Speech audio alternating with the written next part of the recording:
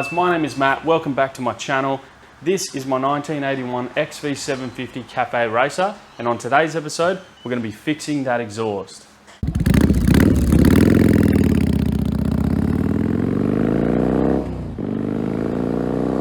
Okay, so what I've got, I just popped out to ECS Exhaust and picked up a whole bunch of stainless steel tubing.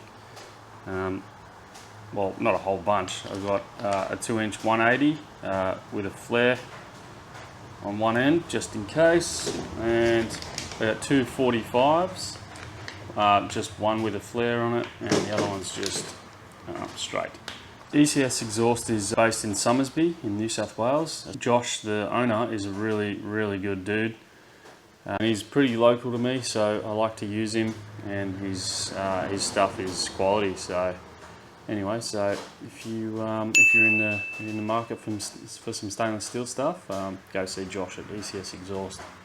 The problem is that this is too far out this way, so it's hitting the ground, it's hitting the cat's eyes on the road. So I'm going to chop it around here somewhere, probably either here or here, and angle it so it actually comes further over to the engine. And I want to tuck it up only a few more mil to the block, a bit closer, because there's so much room under here. And yeah, I'm going to tuck it closer to the engine there, bring it up. Hopefully, I'm thinking of like putting a little 45er on him, or even reducing that that angle. I don't even know yet, but might do a little pie cut and just get it to the right angle that follows sort of the bottom side of this here. And I want to pump it out here and have a nice little tip. Yeah, nice little tip sort of coming out right, basically below your foot and right at the end of the peg.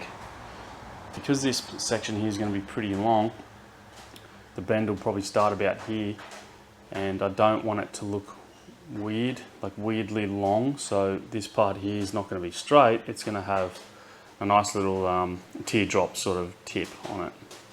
Yeah, so anyway, first task is to get the exhaust off, probably just to cut it here, and then we'll go from there. Let's do it.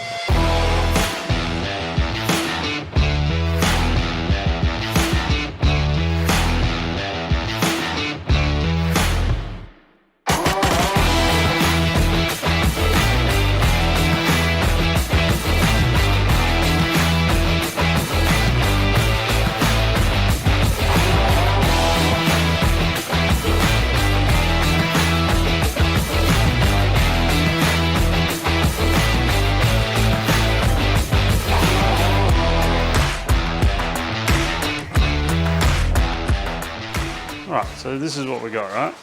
So I found this in the scrap bin. It's got a weird little angle on it. It looks terrible, right? You'd think, oh man, you wouldn't use that. But it's still fine, it's still metal. It can be cleaned up. It's just a rough cut. I obviously trimmed it for some reason, probably when I did the last rendition of this thing.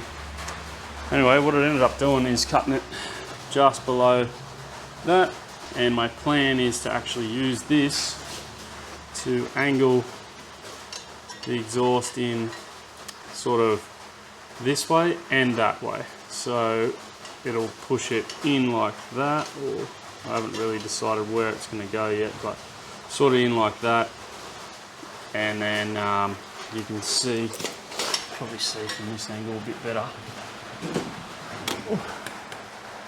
probably see that it'll bring it right close to the block then. And then all I have to do is put a little 45 from there, 45 from there, run it out the back, yo. I actually thought I had heaps of straight 2-inch, like a big long section, but I've actually got two sections of 1.25 inches, which is this top runner. So I'm just gonna make do with what I got. I'm not gonna spend any more money. It'll still look good with a bunch of welds on it. I've just gotta be mindful that I still need to fit, like inside that straight section just there, it's got a baffle, so I need to be mindful that my welds can't be bulky and whatever, and if they are, I need to grind them down just so the baffle fits inside properly. Anyway, so that's the plan. Let's get cracking.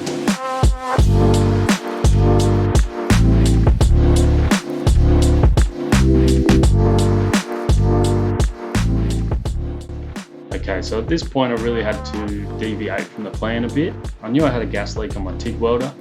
I had an idea where it was coming from, but I'd never really confirmed it. So initially I started off spraying it with soapy water, trying to work out where the actual leak was. Couldn't really find it externally, but in the calmness and quietness of my shed, I was able to hear that it was actually coming from underneath the main cover of the TIG welder itself. So it was something inside. So anyway, I got to pulling it all apart, and I found a little brass union that's basically on the back side of the purge solenoid, and yeah, it just didn't have enough sealant. So I just gas taped that up and confirmed there was no leak, and on with the exhaust mods.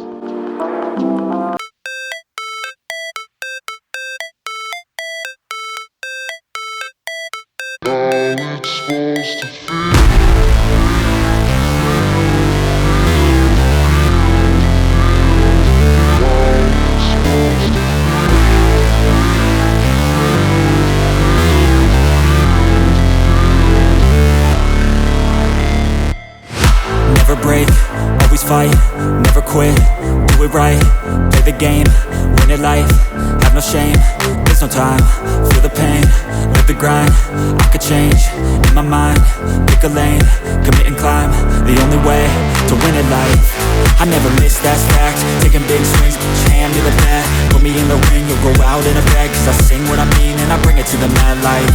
Ain't got time to kill, I got time to feel. I took the red pill, I know life's short so I wanna live real. But how's it supposed to feel?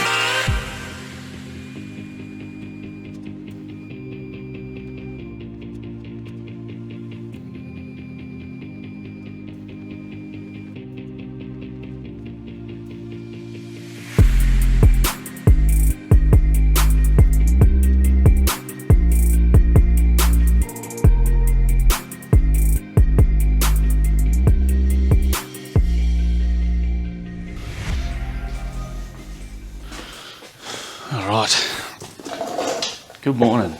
So yesterday was a good day. We got it all, the exhaust all done. Not super stoked with some of my welds. It's been a while since I've done some TIG welding, especially on stainless actually. Aluminium's a bit of a different story. I've only just learned how to do it, and I think I've picked it up pretty good, but that's the most recent experience I've got. Yeah, stainless, it's a bit of a tricky bugger, to be honest. You have to get it pretty perfect to be able to just fusion weld the whole way around without using any filler. And I had to go over a couple of the welds. But anyway, I mean, we got it done, and it's gonna work and it's gonna be fine. Yeah, I just have to probably just give the whole straight section a bit of a rub with some sandpaper, just to clean that up because it's got some writing on it and some marks from manufacturing and everything. But yeah, that's good. So the only thing that has to be done on that exhaust now is just to put a couple of spring clips on it, and obviously 2 springs just to keep that tip on. So it'll make pulling the baffle out easier in the future if I need to, or if I need to make it longer or whatever I need to do. It'll make it easier to do that, or repack the muffler or anything like that. But the main reason I'm out here this morning is this place is filth. So I'm going to put you on a time lapse and clean this bugger right up. Yeah, let's do it.